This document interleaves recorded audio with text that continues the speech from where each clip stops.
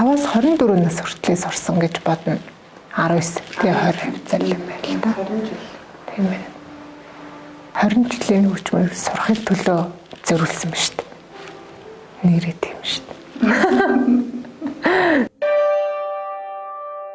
Хөгжимчин байх сайхан. Ард нь ингээд асар их золиос явдаг байхгүй юу?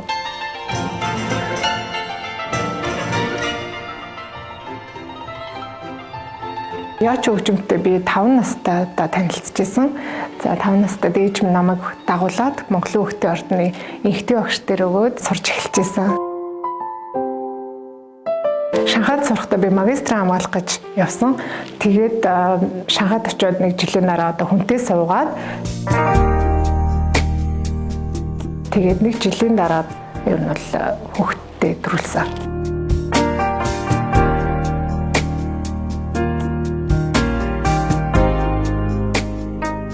2 сартай байхад нь эгч дээрээ үлдээгээл сургуультай явжсан да. Яг мөмө хөлж тавьчаал шууд ингээд явж байгаа байхгүй юу? Зөндөө юм бодогдол ер нь чөлөө авчдагч байж үүч гэж нэг бодно. За ерөөсөө тэгж болохгүй гэж нэг ярина. Би ч ингэхэ богоон цугаал өгөө чинэрцэн хөхөө барайны шилэн цаагаал дээрэс нь нулимсан хамт урсаал мөөмтөгөө зөв урсан юм бэжэнд очижсэн яг.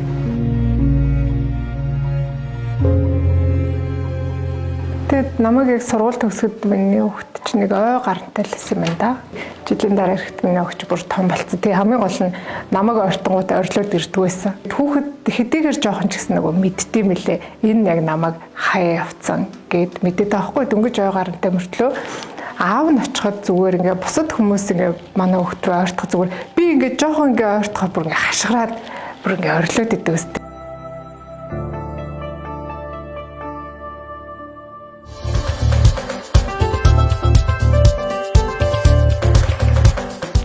Нөгөө хөгжимчний онцлог болохоор формтой байх хэвээр бүтэн жил чөлөөд хөгжмөө барихгүй бол эргээд миний дахиад нөгөө өмнөх хэдэн жилийн хөдөлмөр чинь байхгүй болчихдог байхгүй юу?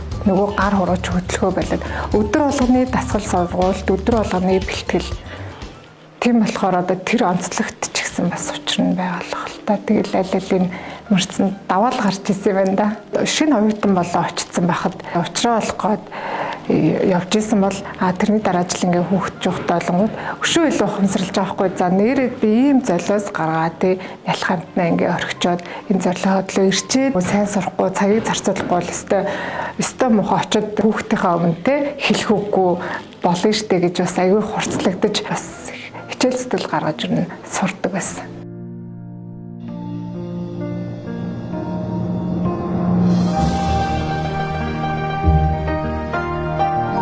Сургуулаа төгсөөд хурж ирээд нэг хүүхдтэйгээ нэг 2 сар бол байсан юм байна.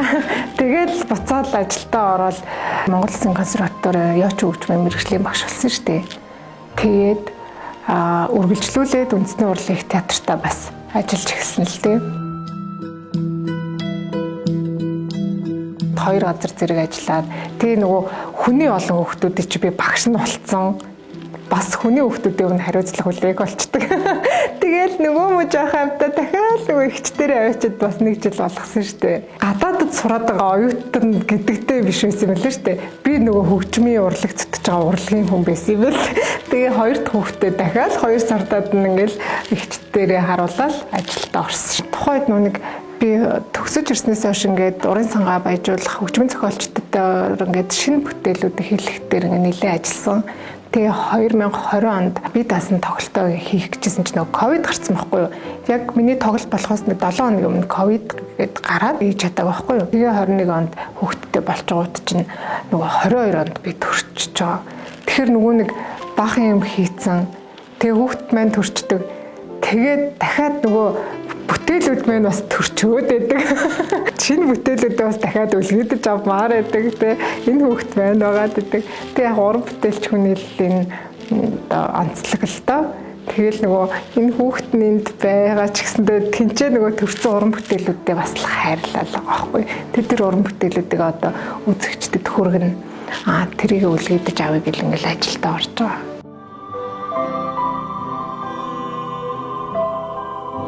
Миний энэ амьдрал уран бүтээлээс гадна миний ар гэрийг бөөнөрөө нийлж байгаа л авч явж штэ яг үнэндээ. Гол нь энэ мэрэгжилдээ би хайртай дуртай байгааг нь ойлгож байгаа хүмүүс миний хажууд байгаад их баярлалтай байхгүй.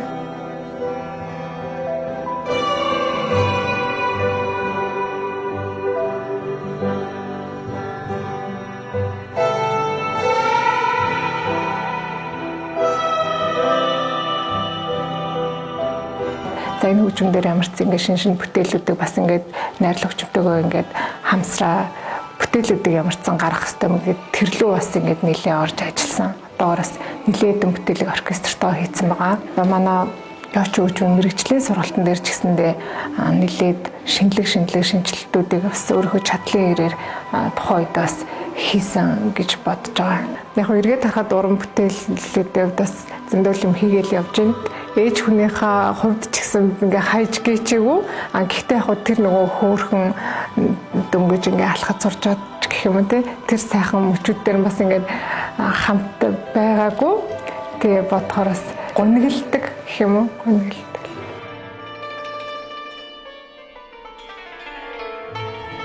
Бид нар чинь нөгөө гараа хайрлах хэрэгтэй байхгүй. Энүүгээр чинь хоол олж идэж байгаа. Тоглолтын өмнө миний бас нэг хумс хугарчсан. Ялтчгүй нөгөө хумсаараа тоглоход хугарч хардаг нөгөө үлдсэн хэсгээр ингээд тоглох гэж жоохон мах руугаа ороод 500 хүн чинь нөгөө тоглолт үзэхээ билет авт. Тэдрийгээ төр байж байгаарэ. Ямар ч тийм сонголт авахгүй шүү дээ. Тэгээ ямар ч асуудал гарсан нөгөө хатуун тэр штэ. Тайзан дээрээ байх л өстой. Хатуун тэр штэ сурлаа.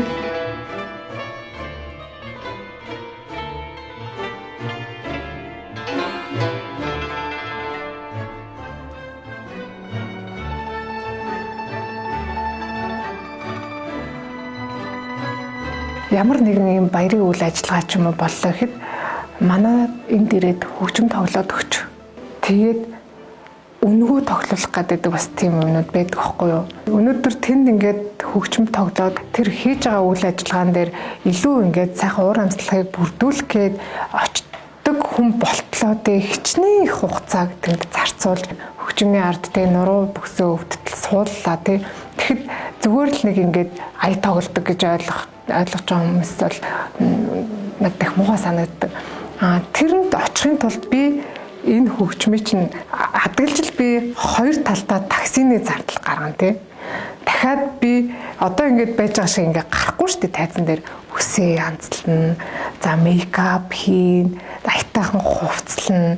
За хумсаа янзлна. Дээрээс нь эмхтэй урлагийн байх бүр их зардалтай байхгүй юу. Тэгэхээр энэ үнэлэмж гэдэг юм чинь жоохон нэмэгдүүлмээр санагддаг юм.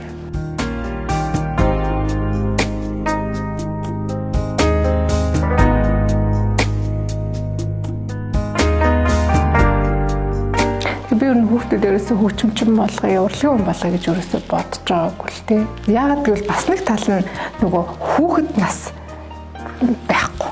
Манай анги их сургуулаа төгсөд манай ангиас дугуйн чад хүүхдүүд зөндөө өссөн. Гадаа тоглох цаа байхгүй. Тэр чинь өдөөс өмнө бид нар ерөнхий эрдмийн хичээлээ бүтэн авна. Тэгээд үргэлжлүүлээд мэрэгжлийн хичээлд ороод дахиад давталгаа хийн штэ. Ерөөсөө хөгжимчин байх чинь багш дээрээ сурчаад гараад болдог байхгүй юу? Тэрнээсээ гараад тэрүүнийг өөрийн болгож алдаагүй болгох тэр шинэ ур чадваруудыг эзэмшгэж үлдсэн бүх цагаа зарцуулдаг байхгүй юу?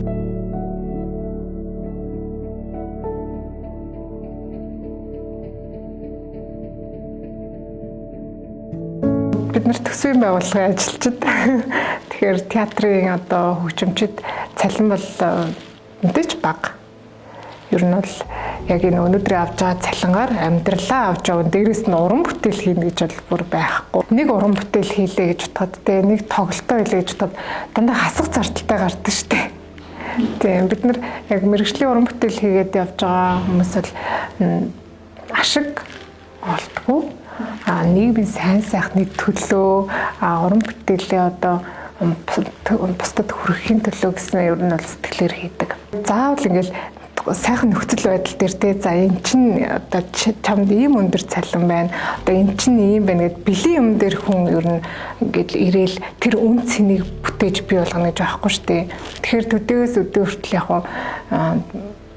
энэ бүх зүйл нь миний одоо маш тийм үн цэнийг бүтээгээд явж байгаа мó л гэж боддог.